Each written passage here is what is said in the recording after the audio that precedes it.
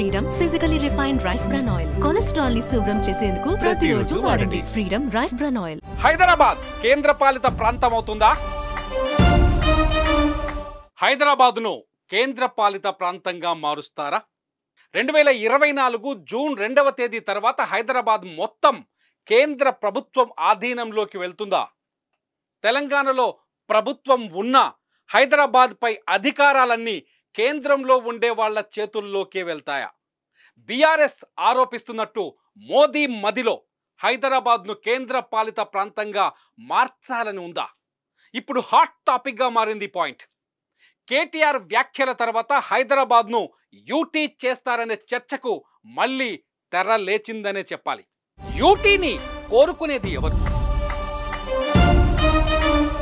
ఉమ్మడి ఆంధ్రప్రదేశ్ను విభజించి వచ్చే జూన్ 2వ తేదీకి 10 ఏళ్లు పూర్తవుతుంది. ప్రత్యేక తెలంగాణ ఉద్యమంలో ఆంధ్ర ప్రాంతం నుంచి వచ్చిన అతిపెద్ద అభ్యంతరం కూడా హైదరాబాదే. రాష్ట్ర విభజన కోసం ఏర్పాటు చేసిన శ్రీకృష్ణ కమిటీకి అప్పట్లో అందిన విజ్ఞప్తుల్లో హైదరాబాదే అతి కీలకం.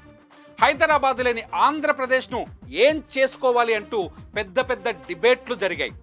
హైదరాబాద్ను కేంద్ర పాలిత ప్రాంతంగా మార్చాలనే ప్రతిపాదనలు కూడా వచ్చాయి. కానీ రాష్ట్ర విభజన ప్రక్రియలో హైదరాబాద్ జోలికి ఎవ్వరూ రాలేదు. విభజన జరిగి ఇప్పుడు 10 ఏళ్లు పూర్తవుతున్న ఈ తరుణంలో మళ్ళీ హైదరాబాద్ అంశం తెరపైకొచ్చింది.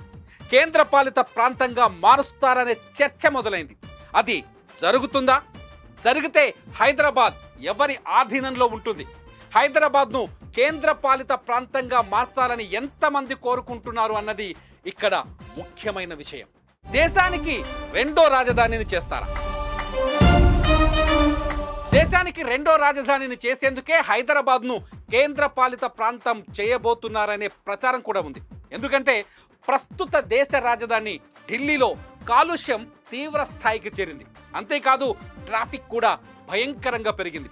ఈ సమస్యల నుంచి బయటపడాలి అంటే హైదరాబాద్ను దేశానికి రెండో రాజధానిని చేయాలనే చర్చ కూడా ఉంది. రాజ్యాంగ నిర్మాత అంబేద్కరే తొలుత ఈ మాట చెప్పారని చెబుతారు. శీతాకాలంలో భారత రాష్ట్రపతికి కొంతకాలం హైదరాబాదులో విడిది ఏర్పాటు చేస్తారు. అదేవిధంగా పరిపాలనను కూడా ప్రతి ఏడాదిలో కొంతకాలం హైదరాబాద్ నుంచి కొనసాగించాలనే చర్చ ఆంధ్రప్రదేశ్ విభజనకు ముందు తెరపైకి వచ్చింది. హైదరాబాద్ను యూటీ చేస్తే ఆంధ్ర వాళ్ళు కూడా అప్పట్లో విభజనకు ఈజీగా ఒప్పుకుంటారనే ప్రతిపాదనలు వచ్చాయి. కానీ అవన్నీ వెనక్కి వెళ్ళి హైదరాబాదుపై ఎలాంటి చర్చ లేకుండానే రాష్ట్ర విభజన జరిగింది. ఇప్పుడు మళ్ళీ ఉమ్మడి రాజధాని గడువు ముగుస్తున్న సమయంలో హైదరాబాద్ను యూటీ చేస్తారనే చర్చకు తెరలేసింది. స్వయంగా బీఆర్ఎస్ వర్కింగ్ ప్రెసిడెంట్ కేటీఆర్ఏ మాట్లాడటం ఇక్కడ ఆలోచించదగ్గ విషయం. రేపు హైదరాబాద్ను దబ్బన 10 ఏళ్లు ఉమ్మడి రాజధాని అయిపోతుంది జూన్ 2 తారీఖు నాడు. ఆ తర్వాత దీన్ని కేంద్ర పాలిత ప్రాంతం చేస్తామని ఎవడన్నా తలమాసిన సన్నాసి కాంగ్రెస్ ఓడో బీజేపీ ఓడో కుట్ర చేస్తే అడ్డుకునే శక్తి ఉన్నది ఇదే గులాబీ కండువా తప్ప వాళ్ళతో కాదు. యూటీని చేస్తే ఏం జరుగుతుంది? అసలు హైదరాబాద్ను కేంద్ర పాలిత ప్రాంతంగా మారిస్తే ఏం జరుగుతుంది? హైదరాబాద్ పూర్తిగా ఢిల్లీలో ఉండే కేంద్ర ప్రభుత్వం ఆధీనంలోకి వెళ్తుంది.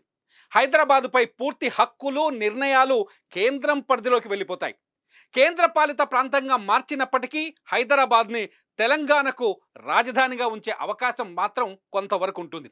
కాకపోతే హైదరాబాద్ ఆదాయం కానీ హైదరాబాద్ పరిపాలన కానీ పూర్తి స్థాయిలో తెలంగాణ ప్రభుత్వం చేతుల్లో ఉండదు. తెలంగాణ కూడా ఢిల్లీ పుదుచ్చేరి మాదిరిగా మారిపోతుంది. చట్టసభలు ఉన్నప్పటికీ తుది నిర్ణయాధికారం కేంద్రం నియమించిన లెఫ్టినెంట్ గవర్నర్ చేతుల్లో ఉంటుంది. తెలంగాణ గుండెను పెకిలించినట్టేనా? హైదరాబాద్ను కేంద్ర పాలిత ప్రాంతంగా మారిస్తే తెలంగాణకు గుండెకాయను పెకిలించి వేసినట్టు అవుతుంది. కేంద్రం విధించే పన్నులే ఇక్కడ అమల్లోకి వస్తాయి. రాష్ట్రానికి పన్నులు రావు.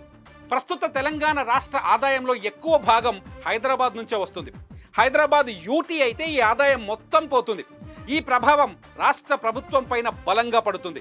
సంక్షేమ పథకాల అమలు అసాధ్యమవుతుంది. అంటే హైదరాబాద్ వేరు, మిగతా తెలంగాణ వేరుగా మారిపోతుంది. ఇప్పటిదాకా ధనిక రాష్ట్రం అనుకున్న తెలంగాణ పేద రాష్ట్రాల జాబితాలోకి వెళ్ళిపోయే అవకాశం ఉంది. ఉమ్మడి రాజధానిని పొడిగించాలనే డిమాండ్. నిజానికి ఇప్పుడు హైదరాబాద్ ఒక్క తెలంగాణకు మాత్రమే రాజధాని కాదు. రాష్ట్ర పునర్విభజన చట్టం 2014 ప్రకారం హైదరాబాద్ 2 తెలుగు రాష్ట్రాలకు ఉమ్మడి రాజధాని. 2024 జూన్ 2వ తేదీ వరకు హైదరాబాద్ ఆంధ్రప్రదేశ్కు కూడా రాజధానిగా ఉంటుంది. 2024 తరువాత హైదరాబాద్ పైన ఆంధ్రప్రదేశ్కు హక్కులు పోతాయి. అయితే ఎన్నికలకు ముందు ఏపీలో అధికారంలో ఉన్న వైసీపీ నేతలు కొందరు ఉమ్మడి రాజధానిగా హైదరాబాద్ను మరికొంతకాలం పొడిగించాలని డిమాండ్ చేశారు. ఆ తర్వాత ఆలోచన నుంచి వెనక్కి వెళ్లారు. అప్పటికే హైదరాబాద్ను యూటీ చేస్తారు అంటూ సోషల్ మీడియాలో తీవ్రమైన చర్చ జరిగింది. కానీ కేంద్రం మాత్రం ఈ విషయంలో ఇప్పటి వరకు ఎలాంటి చర్చ కానీ ప్రక్రియను కానీ కదిలించిన దాఖలాలు కనిపించలేదు.